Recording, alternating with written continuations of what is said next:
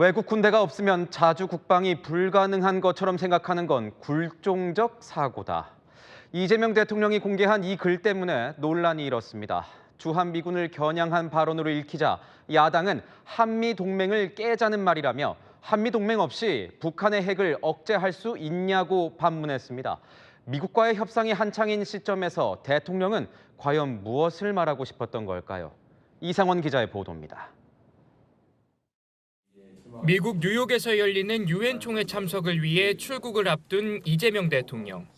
자신의 SNS에 저출산 병력난 문제를 짚은 언론 기사를 공유하며 글을 올렸습니다. 이 대통령은 우리 국방비가 북한 국가 총생산의 약 1.4배이고 군사력은 세계 5위를 자랑한다고 소개하면서 외국 군대가 없으면 자주 국방이 불가능한 것처럼 생각하는 것은 굴종적 사고라고 지적했습니다. 이 대통령이 주한미군을 겨냥한 듯한 발언을 내놓자 그 의미를 두고 여러 해석이 나왔습니다. 대통령실 관계자는 국방개혁에 드라이브를 걸겠다는 취지일 뿐 다른 뜻은 없다며 선을 그었지만 여권 일각에선 안보와 통상 문제를 두고 한미 협상이 진행 중인 만큼 미국을 향한 메시지라는 분석도 나옵니다. 외교 소식통은 관세 문제도 주한미군 유연화 문제도 미국이 원하는 대로 호락호락 넘어가지 않겠다는 전략적 메시지를 던진 것이라고 했습니다. 유연화에 대한 요구가 있는 건 사실이지만 또 우리 입장에서는 그렇게 쉽게 동의하기 어려운 문제라서 국민의힘은 날선 비판을 쏟아냈습니다. 이 대통령이 한미동맹을 단순히 외국 군대로 격하했다며 안보의 근간을 무너뜨리는 망상에 가까운 발언이라고 했습니다. 국민의힘 소속 성일종 국회 국방위원장은 한미동맹 없이 북한의 핵을 억제할 수 있냐면서 대통령이 현실에 무감각해 보인다고 지적했습니다. 채널A 뉴스 이상원입니다. 이재명 대통령이 오늘 외국 군대가 없으면 자주 국방이 불가능하다고 생각하는 건 이거야말로 굴종적인 사고다라고 밝히면서 자, 이거 한미동맹 깨자는 건 아니야? 라는 국민의힘의 비판을 받고 있습니다. 자, 이재명 대통령 평화 어떻게 지킬 것이냐 과거 발언부터 들어보죠. 적대 상태의 지속은 남과 북 주민 모두에게 아무런 이익이 되지 않는다는 사실을 우리가 너무 잘 알고 있습니다. 평화는 안전한 일상의 기본이고 민주주의의 토대이며 경제 발전의 필수 조건입니다. 싸워서 이기는 것보다 싸우지 않고 이기는 것보다 싸울 필요가 없는 상태, 평화를 만드는 것이 가장 중요한 일 아니겠습니까? 문성무 센터장 나오셨어요? 싸울 필요가 없는 평화 상태로 만드는 것, 누구나 바라는 거죠. 하지만 결국 힘의 불균형, 어떤 등등의 목적에 의해서 지금 전 세계에서 여러 전쟁이 벌어지고 있는 것도 현실인 것 같습니다. 오늘 이재명 대통령이 한 기사를 언급하면서 우리나라 1년 국방비가 북한의 총 생산의 약 1.4배고 우리나라의 군사력이 세계 5위다.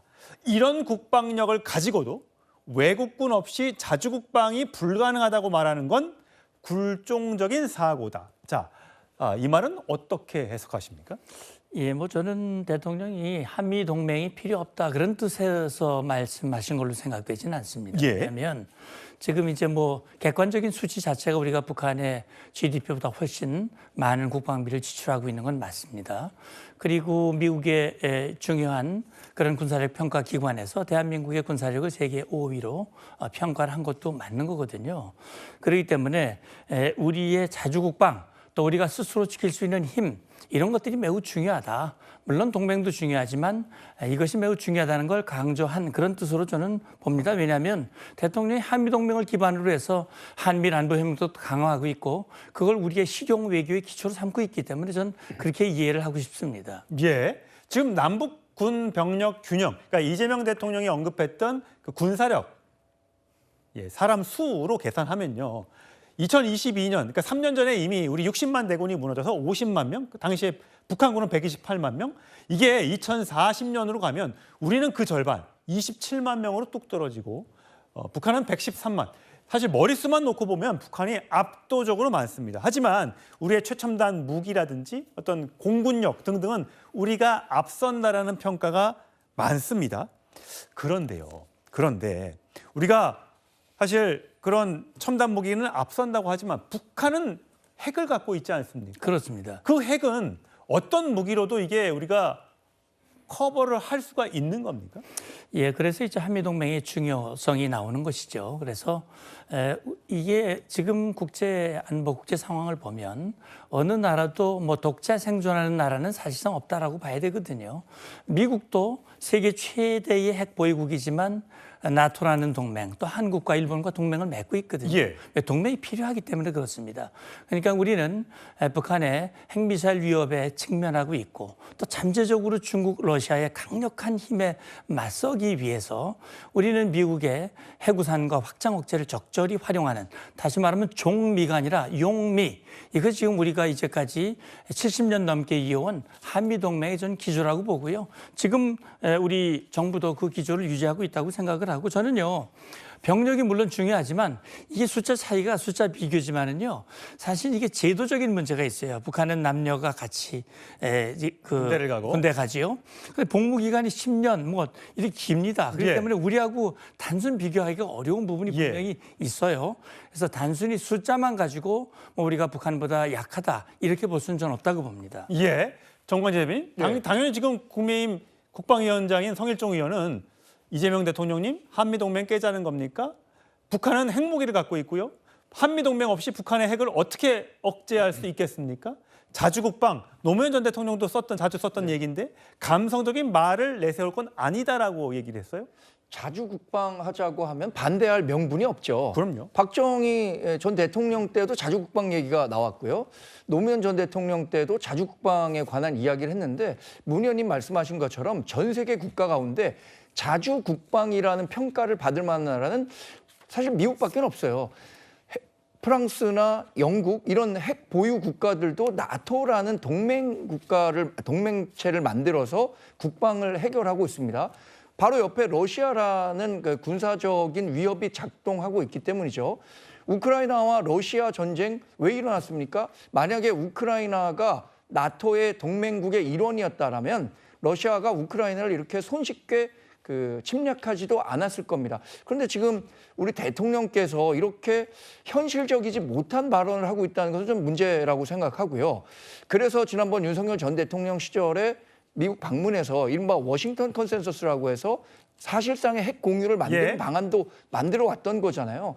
근데 이렇게 뭐 감성적인 언어를 동원해서 자주국방을 실현하겠다라고 하는 것은 지금 한미동맹이나 이런 가치를 좀 폄훼할 수도 있다는 측면에서 대단히 좀 부적절한 발언이었다고 생각합니다. 예. 근데 궁금한 건요, 센터장님. 네. 그러니까 지금 이재명 대통령은 지난 취임 100일 기자회견 때 이익이 되지 않는데 관세 협상에 왜 사인을 하느냐? 그리고 타임즈와의 인터뷰에서는 만약에 미국이 제시한 3,500불 협상안에 동의했다면 난 아마 탄핵당했을 것이다. 뭐 등등의 얘기를 하고 있는데 지금 관세 협상이 난항이다라는 얘기 계속 나오고 있는데 오늘 같이 또 이런 얘기에서 자주동맹, 자주국방 이런 얘기하는 게 과연 우리가 협상에서 어떻게 유리하게 작용하기 할 것 같습니까? 아니면 별 의미 없는 얘기가 될 것 같습니까?